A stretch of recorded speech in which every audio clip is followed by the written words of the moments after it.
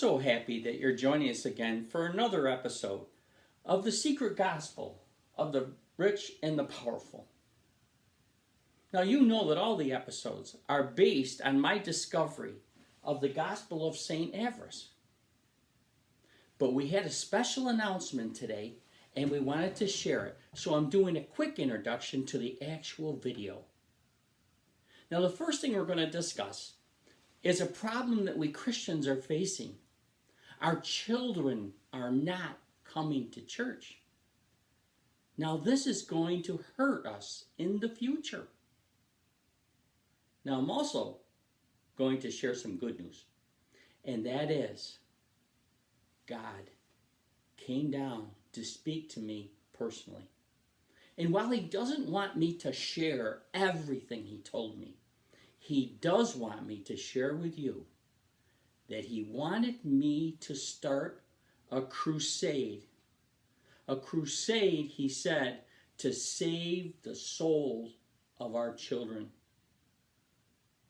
Now, I need you to listen to this video very carefully because I can't do it by myself. And because God came down to talk to me, I really feel we need to do something. So please listen carefully and try to decide how you can share your time and your talent and your money.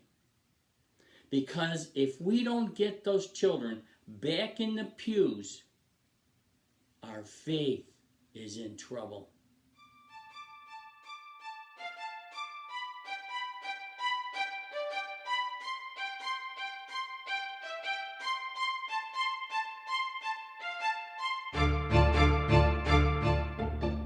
One of the things that I've learned from writing this book is that our churches are in trouble because we're not drawing enough kids into the fold. There will be no future. And why aren't kids coming to church? It's simple to me. Parents are not forcing their kids to go to church as they should and be taught our faith. They get out into the world and into the schools and are taught that in our country, everyone is equal and has equal rights. Now, they have not been out into the world, so they don't even realize that technically that has never been totally true. They're encouraged to try and love and accept everyone.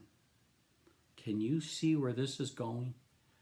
By the time they do come to church, if they come at all, even if it is when you drop them off for Sunday school or religious education on your way to the mall, they are too often non-judgmental already and a supporter of equal rights for all, even for non-Christians, even for gays.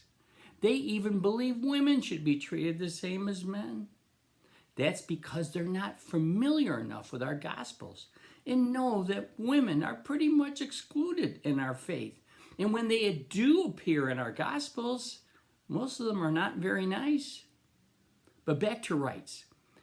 They just do not appreciate all the hard work that went into filling the Supreme Court justices' seats with extreme conservatives so that certain people should not have those rights.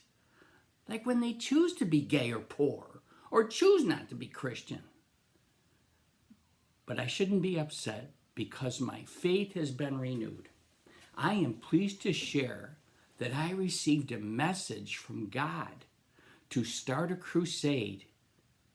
He told me that I should call it the Crusade to Save Our Children's Souls. The Gospel of Saint Avarice, while up to now being the gospel of only the rich and the powerful, is the perfect source for our new path to bring our children back into the fold.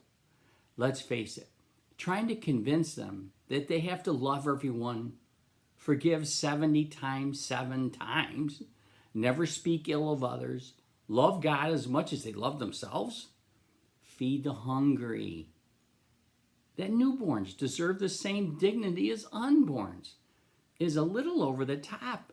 And thanks be to God that our leaders do not fall into that trap created by some of these misconceptions in the common Gospels of Jesus, of love and mercy. These kids want us Christians to spread our arms and reach out and welcome instead of condemning and excluding as Christ meant us to do. So our plan is to introduce them to a much different Jesus, the Jesus in the Gospel of Saint Avarice. This is a Jesus they can embrace. And think of all the role models we have in politics and business who already follow this Jesus.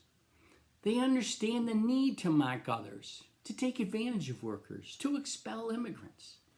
God is so proud of these men and women.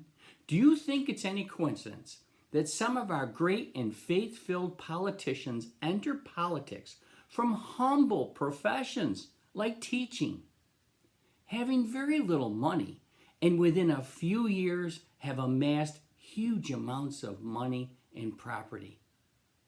God rewards those who proclaim and spread his word. So in this course, created especially for our crusade, our students are going to be taught the basics of our faith. Things like, we will not rest until our faith is the law of the land. 2, if you're poor, suspicion of guilt is presumption of guilt. But if you are one of us, even if there is a slight chance you could be suspected of something, you learned you are presumed innocent. Even if proven guilty, there is a presumption of a plea bargain or a suspended sentence, or even in the most severe cases, community service. That has got to draw these kids to our faith. They might be confused about what this is all about and what this has to do with faith. But if our politicians have taught us anything, faith and politics are one. You might say faith without privilege is no faith at all. If you really want those kids back in the pews, help them realize no faith, no privilege. To ease any of their fears of not being able to live up to the way taught by Jesus in the common gospel, we will teach them that this Jesus doesn't expect you to be honest if the truth might hurt you. He expects you to never admit guilt.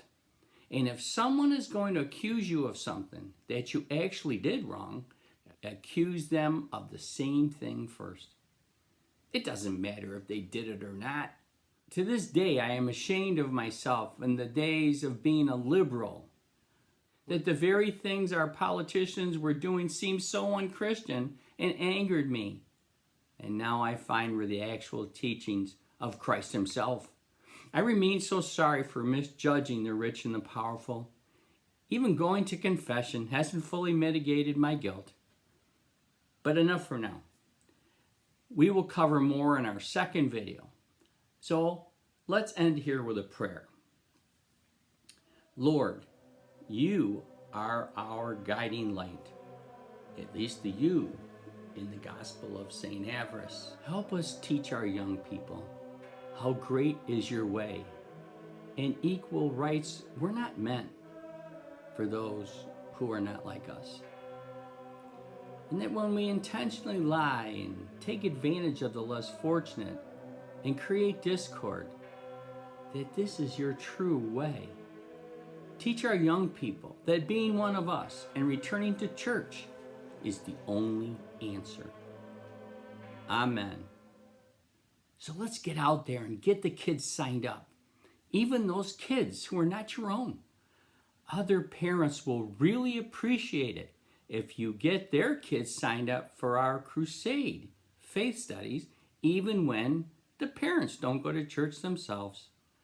Believe me, they will love you for it. Okay, maybe not right away, but once their anger subsides, they will be forever grateful. So remember to look for part 2 of this series entitled The Crusade to Save Our Children's Souls. Until then, God bless.